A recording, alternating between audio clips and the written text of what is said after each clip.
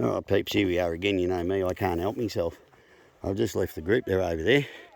I've just decided to come in and water a tree, as you do. And looky what I find in the tree line.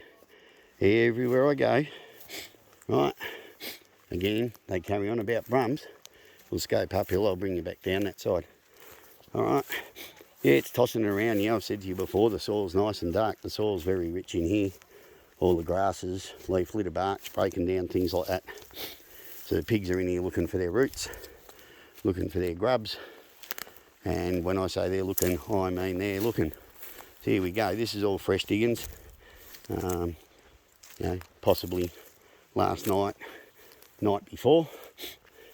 And it just goes and goes and goes. Alright. So for all of those that have seen my vids and said that they ride up here all the time and they've never come across a pig, you know, there you go people, it's just out there. If you really eagle-eyed and look out the back there, between me and that distant tree line, I'll zoom in to show you down the gully, that distant tree line you can see there, that's back out on Long Plain east of the high tension power lines that go through. So we're not very far from areas that get lots of human traffic. Yep, Brums are present in the area too. I don't tell you lies, peeps, you know that by now. But here we go. Just scoping through the tree line everywhere we go. Alright. So I want to make a big song and dance. I want to make a big hoo-ha over a few hoof prints. What the hell are they doing about these? Alright, in here at the base of trees. Right, so you might have heard the stories. They root around at the base of trees. They're looking for tender roots to eat. They're looking for grubs to eat. They find them down here.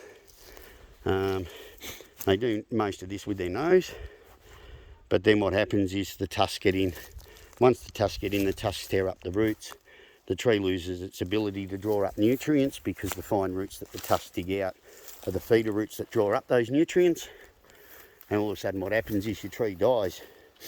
So, you know, they all have their benefits. We've talked about Brums and their digestive systems and how what they eat comes out the other end. Seed's still viable, helps with regeneration, spreads our wildflowers and our native grasses and things everywhere. Pigs' digestive systems aren't like that. They come out, you know, they compose different things because pigs eat everything. They are omnivores, they eat meat. They eat grasses and so on and so forth. So the pig manure comes out very, very rich, and it can actually be bad for the environment. It can scald things, burn things, kill them off before they get a chance to grow. So we'll scope you down here again. This is back out to where I was, and all around me all you can see is more and more and more pig rootings. Alright, so you know, control the numbers of horses. None of us are against that. It's called management. Eradicate them altogether. It's called laziness, it's called mismanagement.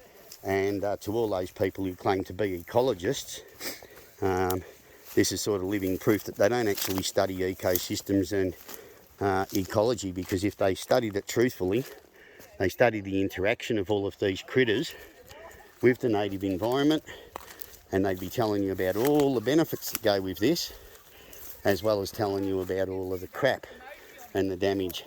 And when you weigh it all up, these ecosystems here, they've adapted over time to cope with all of this to a point where they probably rely on all of this. So you move for complete eradication of these animals that live here, pigs, deer, Brumbys as they're targeting right now. And the bottom line is you're going to have a bigger impact on the ecosystem and the ecology that exists up here than the Brumbys and the pigs and the deer are actually having right now. So, you know, simple science, people. For every action there's an equal and opposite reaction. So the action at the moment is we have these non-native species in our bush, and our bush is adapted to it. You remove them, our bush has to go through a readaptive phase that could take centuries. We don't know what it's going to look like. I say leave them here and manage them rather than taking the risk.